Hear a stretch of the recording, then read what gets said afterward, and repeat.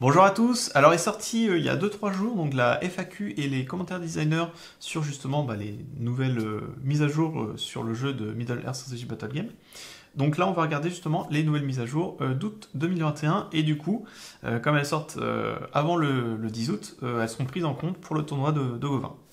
Alors on va commencer tout simplement par donc, les mises à jour, donc on va commencer par les errata du manuel des règles, donc là il y a juste un seul errata. Donc c'est page 114, donc tiré depuis un engin de siège. Alors il faut changer en fait la dernière ligne du dernier paragraphe pour lire. Donc la note, justement, si une figurine évolue dans un combat et est touchée par un tir d'un engin de siège, alors on détermine justement ensuite quelle est justement la figurine dans le combat qui est touchée par le tir initial, de la même façon justement qu'une attaque de tir normale. Alors en fait, ce qui a été surtout modifié dans cette phrase, c'est la cible du tir initial. Donc savoir en fait si on détermine dans le cas du tir justement d'un engin de siège, quelle figurine va être touchée en premier ou pas.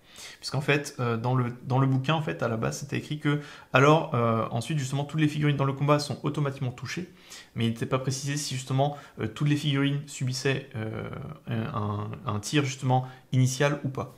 Puisqu'en fait, souvent la première figurine va prendre une touche de force très haute, et derrière ça peut baisser.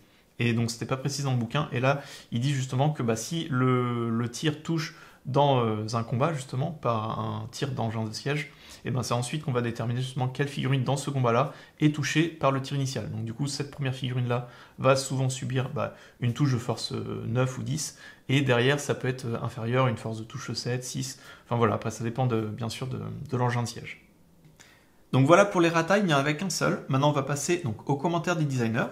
Alors si une règle spéciale autorise justement une figurine à relancer en fait plusieurs dés, telle que la règle spéciale, donc le fléau des rois, est-ce que la figurine justement peut relancer en fait tous ces dés ensemble, ou alors peut-elle justement relancer que seulement quelques-uns de ces dés, attendre de voir le résultat, et justement ensuite relancer le restant des dés si bien sûr si elle a échoué justement à la relance.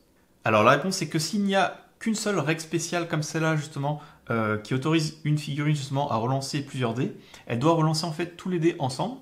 Par contre, il précise justement dans la réponse, cependant, si une figurine est capable de relancer plusieurs dés, mais via en fait plusieurs règles spéciales, alors elle est autorisée justement à les séparer et à les lancer individuellement. Cependant, justement, ils disent qu'on ne peut jamais relancer un dé qui a déjà été relancé. Les figurines de cavalerie gagnent-elles en fait leur bonus de charge quand elles sont dans une eau profonde? La réponse c'est non. Elles gardent par contre leur bonus de charge quand elles sont dans un élément d'eau peu profond, mais quand c'est de l'eau profonde, là elles ne peuvent pas charger, donc elles n'ont pas de bonus. Qu'est-ce qui arrive si le commandant d'une bête de guerre est engourdi? Le commandant va du coup être engourdi comme normalement. Tant que le commandant justement est engourdi, en fait la bête de guerre ne peut pas bouger. Cependant, n'importe quelle figurine justement alliée dans le Oda qui n'a pas fait en fait d'attaque de tir, donc ce tour, peut tenter en fait d'aider le commandant à recouvrir justement les effets en fait du pouvoir magique engourdissement. Si une figurine de héros non engagée avec une lance déclare en fait une action héroïque pendant la phase de combat, telle que par exemple une frappe héroïque ou une défense héroïque, et que bien sûr elle n'a pas été chargée justement dans la phase de combat, peut-elle toujours en fait être en soutien d'une autre figurine? La réponse c'est non, une figurine qui a déclaré une action héroïque dans une phase de combat ne peut pas soutenir une autre figurine dans un combat.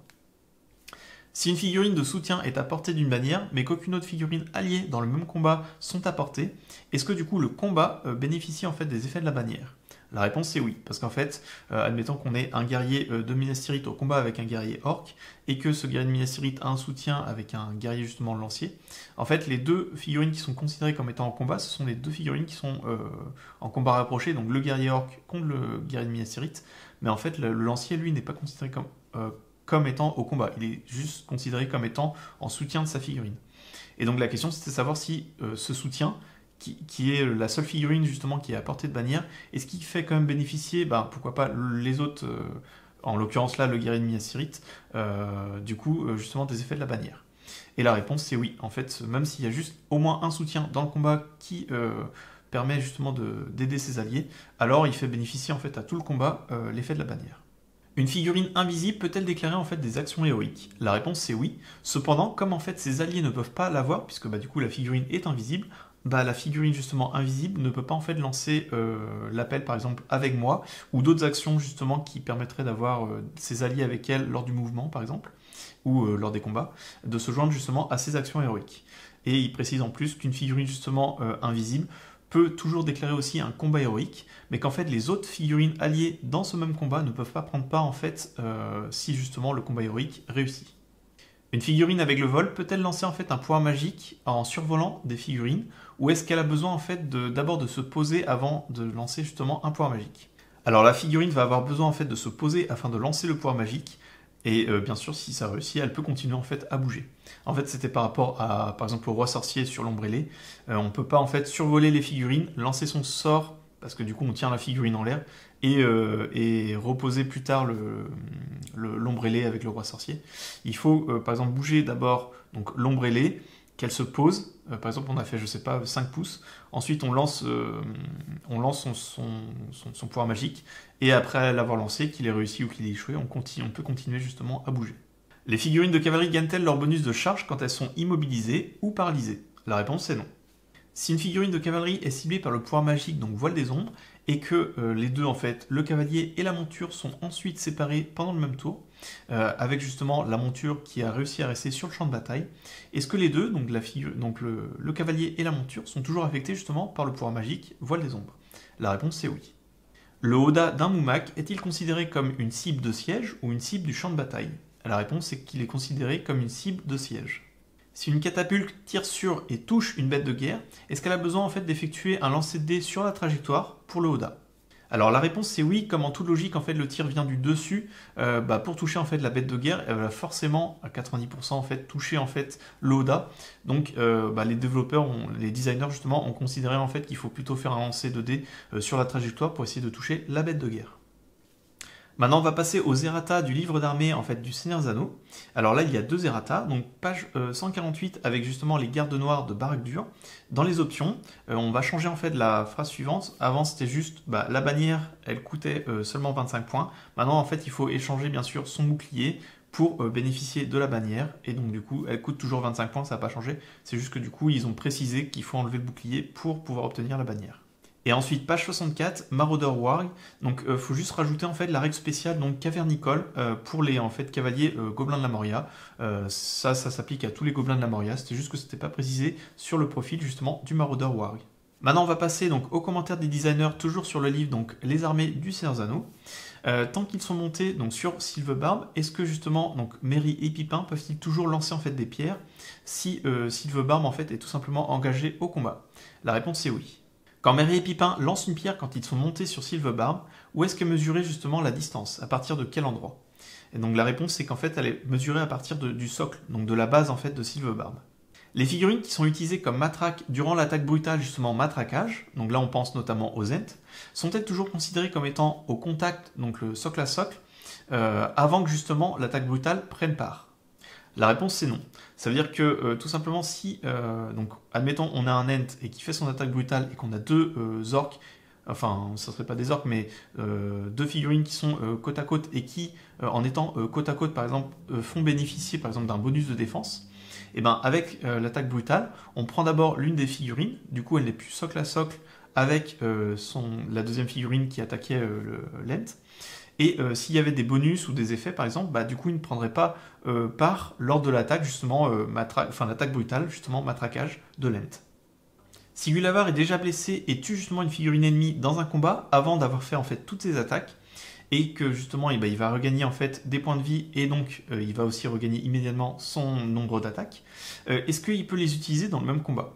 Donc la réponse c'est non. En fait, Gulavar va seulement gagner en fait ses points de vie pour avoir tué en fait les figurines à la fin du combat dans lequel il a évolué. Puisque pour rappel, en fait, Gulavar est un peu spécial. Il commence en fait avec 4 points de vie et donc du coup, son nombre de points de vie égale son nombre d'attaques. Donc il a 4. Donc là, admettons que dans la question, en fait, il sous-entendait en fait qu'il avait perdu déjà des points de vie. Donc admettons qu'il ait perdu 2 points de vie, donc il a plus que 2 d'attaque.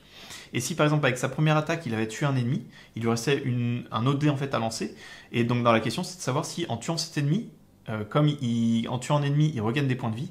Et donc il passait à 3. Est-ce qu'il repassait à 3 pendant le combat ou il passait à 3 mais après le combat? Et donc dans la réponse, il reste en fait à 2 points de vie et donc à seulement 2 dés d'attaque pendant ce combat-là. Et à la fin du combat, s'il a tué un ou deux ennemis, et bien il regagnera en fait des points de vie en fonction du nombre d'ennemis tués. Mais il les regagnera qu'à la fin du combat et pas pendant le combat. Donc du coup, il ne va pas gagner des bonus de dés supplémentaires. Sigulavar souffre en fait de n'importe quelle blessure pendant qu'il est en train d'effectuer justement une attaque, telle que par exemple la capacité spéciale d'Aldir coup de grâce, qui en fait, quand Aldir meurt, il fait directement une attaque de force 4 à son adversaire, donc du coup là à Gulavar, ou il y a aussi la règle spéciale poignard sournois de Charcou, qui si l'adversaire n'arrive pas à blesser Charcou, Charcou peut répliquer et faire automatiquement une attaque directement.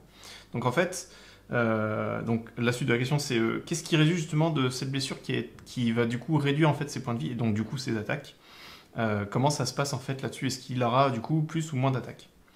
Donc du coup la réponse c'est que si Gulavar justement est en train de faire ses blessures mais qu'il les fait toutes d'un coup en fait, donc il prend par exemple s'il a 3 points de vie donc 3 d'attaque, donc s'il les lance toutes d'un coup, cela ne va pas avoir en fait d'effet sur le nombre d'attaques que Gulavar va faire. Cependant, si Gulavar fait ses attaques individuellement, pour blesser par exemple différentes figurines, et que du coup, via une capacité spéciale comme on a vu avec Aldir, coup de grâce ou Charcou avec poignard sournois, du coup, si justement s'il avait 3 points de vie, donc 3 attaques, il fait sa première, il tue, admettons Aldir, Aldir réplique et lui inflige une blessure, dans ce cas-là, en fait, la réponse des designers, c'est que si ses points de vie sont réduits, avant qu'il ait fini de faire toutes ses attaques, alors son attaque est immédiatement réduite. Et donc du coup, il peut en résulter que Gulavar doit immédiatement s'arrêter s'il n'a plus d'attaque en fait. Admettons qu'il fait une première attaque, il en avait 3, il en fait une première, ça échoue, la deuxième réussit, ça tue Aldir, Aldir réplique et réussit à blesser Gulavar. Gulavar n'a plus sa troisième attaque, comme il vient de perdre un point de vie à cause de la capacité d'Aldir. Du coup, Gulavar par exemple devrait s'arrêter immédiatement. Si le Balrog ou le Guetteur de l'eau touche en fait une figurine avec donc leur règle spéciale, donc le foie incandescent pour le Balrog et les tentacules pour le Guetteur de l'eau, et que justement en rapprochant donc la figurine, parce qu'ils n'ont pas réussi à la tuer, donc du coup ils peuvent la rapprocher au plus proche en fait, par le chemin le plus court en fait, donc jusqu'au Balrog ou au Guetteur de l'eau. Est-ce que cela en fait, en les ramenant justement au contact socle à socle avec donc Balrog ou Guetteur de l'eau, est-ce que ça peut engendrer du coup le fait que la figurine qui a été ramenée comme ça puisse être au contact par exemple avec une autre figurine alliée, par exemple un lancier, et donc du coup ce lancier rentrerait directement dans le combat avec le Balrog via la figurine qui est au sol du coup qui a été ramenée par les tentacules ou le fouet incandescent. Et donc la réponse des designers c'est oui. C'est-à-dire que s'il y a un lancier qui n'était pas au combat mais qui d'un coup se retrouve au combat suite au fait de rapprocher des deux attaques, des deux règles spéciales qu'on a vues, ça peut les faire amener dans le combat. Si le Guetteur de l'eau souffre de n'importe quelle blessure pendant qu'il est en train d'effectuer des attaques, telles que par exemple en fait les capacités spéciales qu'on avait vues précédemment avec Aldir, donc sa capacité spéciale coup de grâce, ou celle de Charcou avec donc poignard sournois, qu'est-ce qui va en résulter justement si ses points de vie ont été réduits à 3 ou moins, et donc du coup que ces attaques vont être réduites à 3 avant d'avoir effectué par exemple toutes les attaques. Parce qu'en fait le Guetteur de l'eau a 6 points de vie et 6 attaques, et à n'importe quel moment, quand il passe à 3 ou moins de points de vie, et du coup, en fait, ça représente un peu ses tentacules. Et donc, du coup, ses attaques, en fait, sont réduites à 3 au lieu de 6. Donc, la réponse, c'est que si le Guetteur de l'eau est en train d'effectuer donc ses attaques, mais les font toutes en même temps, donc il fait ses 6 attaques en même temps, il ne va pas y avoir, en fait, d'effet sur le nombre d'attaques du Guetteur de l'eau par la suite.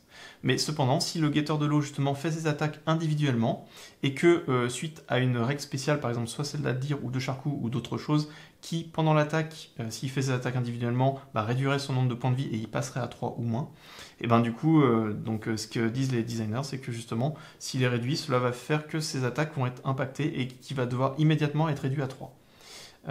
Et donc cela peut en résulter que le Guetteur de l'eau peut d'un coup en fait arrêter ses attaques suite à cette blessure qui lui fait perdre donc les points de vie jusqu'à 3 ou moins de points de vie.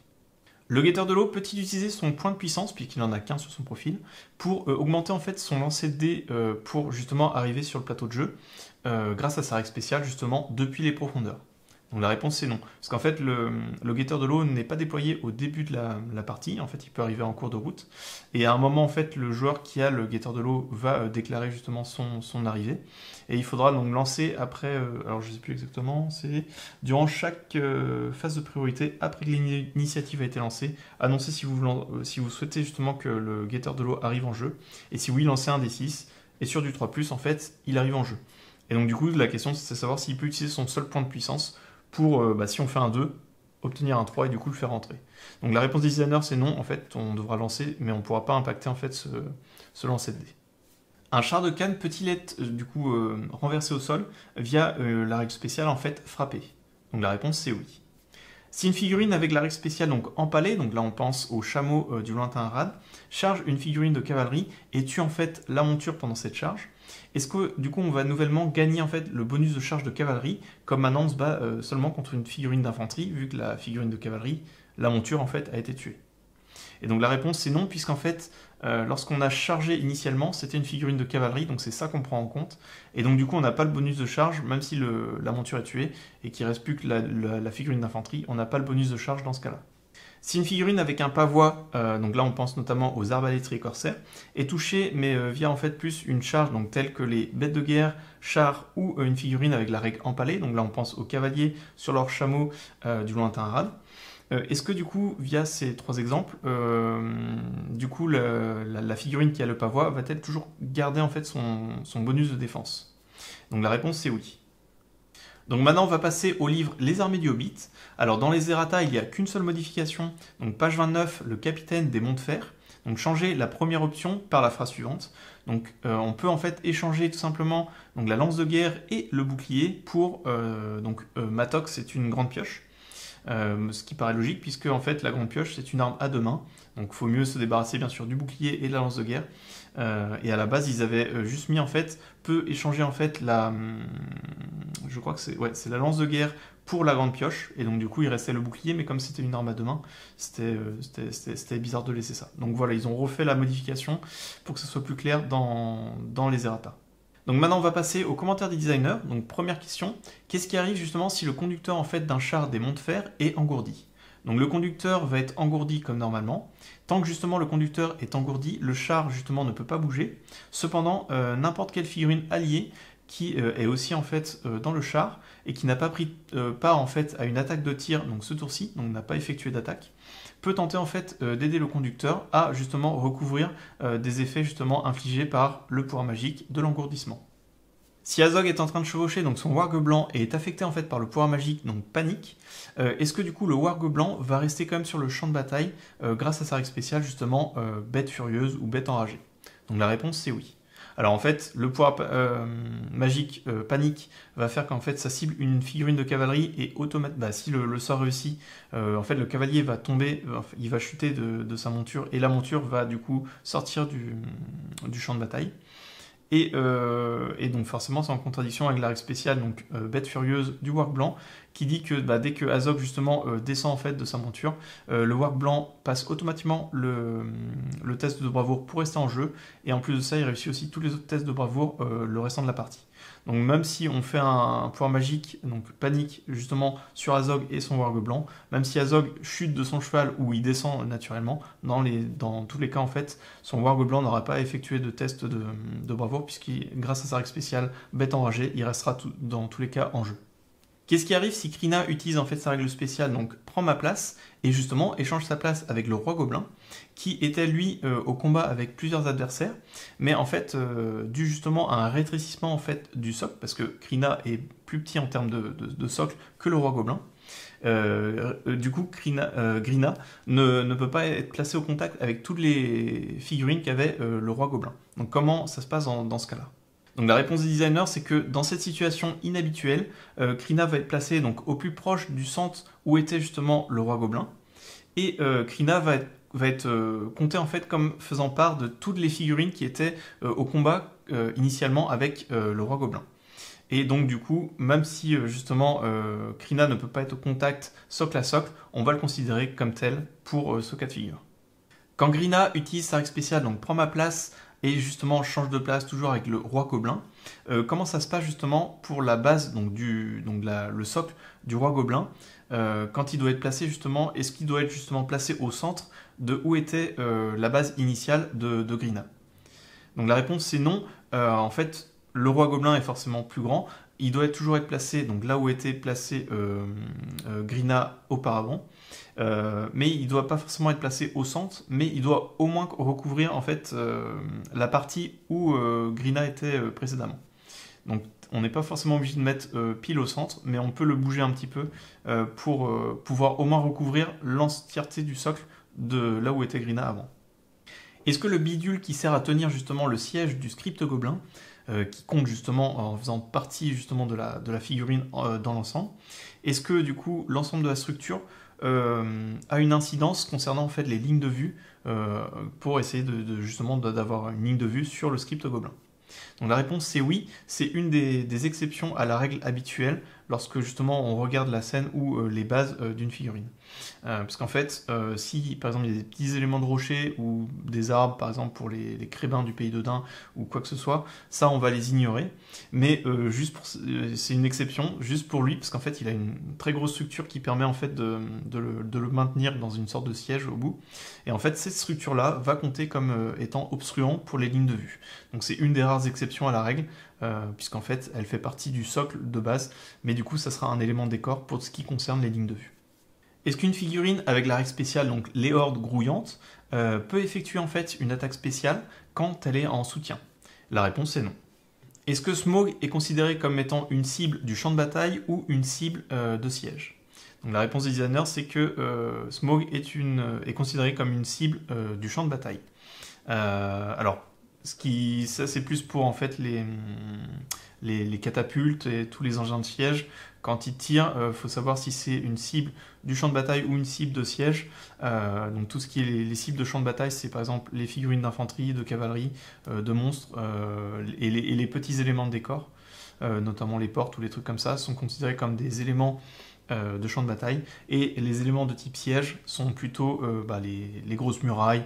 Le Moumak par exemple est considéré aussi comme une cible de siège. Donc apparemment Smaug c'est plutôt une cible de champ de bataille qu'il faudra le considérer.